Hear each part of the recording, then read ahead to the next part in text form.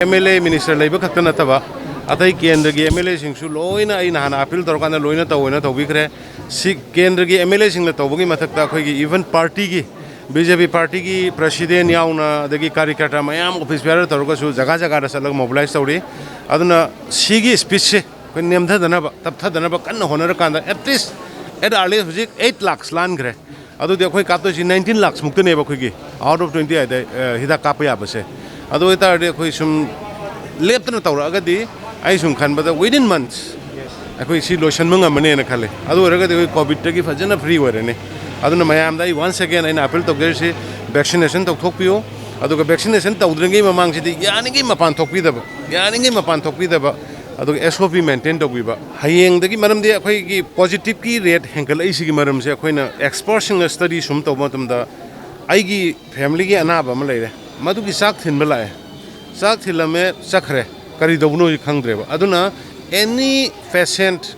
khoi covid na ba gi patient ma leibse masidai de huji family amata family gi oigera magi relatives oigera ma oigera any marum pang oigera amta entertain tawroi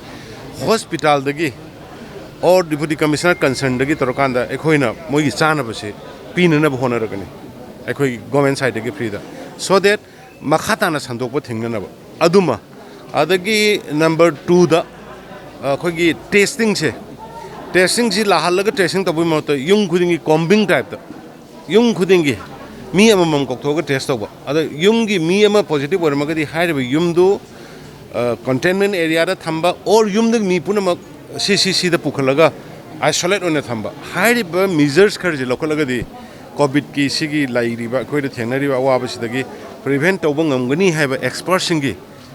khar tanaba matung da masi decision silawrakpani aduna hayeng matki masi implement tawbani thoiba thokdok se kamai tawke nahangai hida kapa praja mayam reluctant oirame praja mayam se reluctant oirami bhab tabiram da bahaisra thawa yorom da bahai tare hantak ngasi hapta muki mamang da gi de hek da random da mayam se thokna rakpani na madugi maramdi tak kapa satpa ya da punghai mangai henba adagi madagi potha hanba khoran ba madugi system dugi matung ina kitang delay to rokani war pa khorpa di amta lekte na mai thang